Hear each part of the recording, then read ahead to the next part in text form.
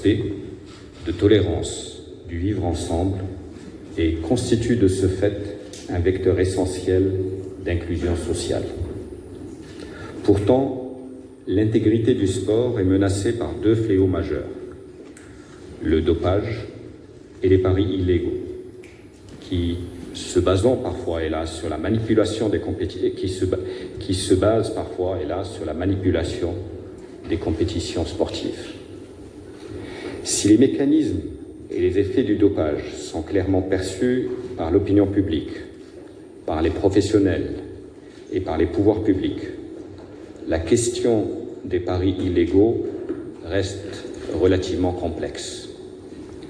En effet, les États et le mouvement sportif mondial ont entamé une lutte de longue date contre le dopage et ont apporté des réponses efficaces à travers la création d'instances dédiées et à travers l'adoption de cadres législatifs adaptés.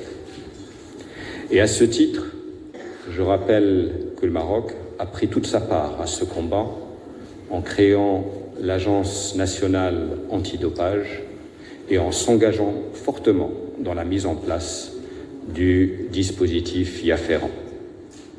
En revanche, le phénomène des paris illégaux, qui constitue aujourd'hui un fléau planétaire, profitant du développement d'Internet, n'est pas encore traité efficacement. Si la communauté mondiale des opérateurs légaux de paris sportifs a pris pleinement conscience du danger il y a plus d'une décennie de cela et s'est organisée pour le combattre, ce n'est pas encore le cas pour beaucoup de pays à travers le monde.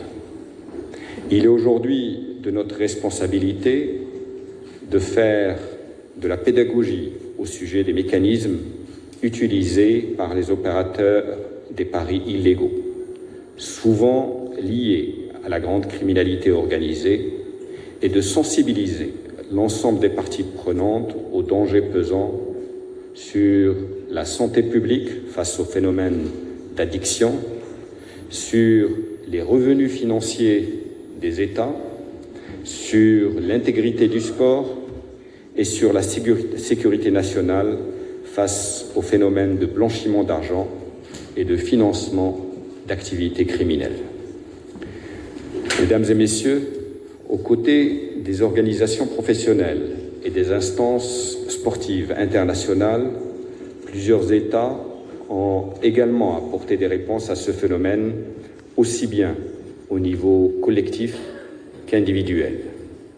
Il s'agit tout d'abord de la Convention de Macolin, seul instrument juridique international de lutte contre la manipulation des compétitions sportives. Cette convention que j'ai eu l'honneur de signer au nom du Maroc en septembre 2021 et qui est en cours de ratification constitue un outil cohérent et inédit dans le processus de lutte contre la manipulation des jeux. Elle prévoit aussi des dispositifs importants en matière d'échange d'informations entre autorités publiques compétentes, organisations sportives et opérateurs de paris sportifs, notamment la création d'une plateforme nationale regroupant l'ensemble des parties prenantes concernées, en particulier les forces de l'ordre, le pouvoir judiciaire, ainsi que les entités chargées de la lutte contre le blanchiment. La coopération internationale, rendue nécessaire face aux crimes organisés et au phénomène transnational des paris illégaux, a abouti à la création du groupe de Copenhague, qui nous fait l'amitié de tenir demain à Rabat une réunion de l'ensemble de ses membres en marque de soutien à la contribution du Maroc via la MDJS qui a rejoint le groupe en 2019.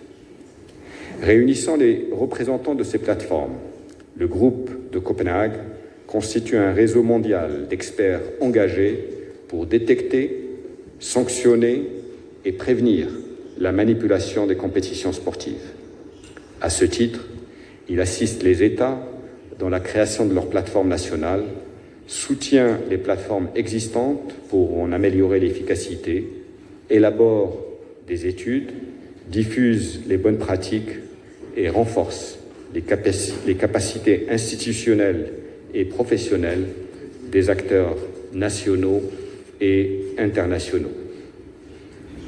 Mesdames et messieurs, je voudrais conclure mes propos en rappelant que la plateforme nationale marocaine a été créée au mois de mai 2023 avec le concours du Conseil de l'Europe dans le cadre du programme ACT.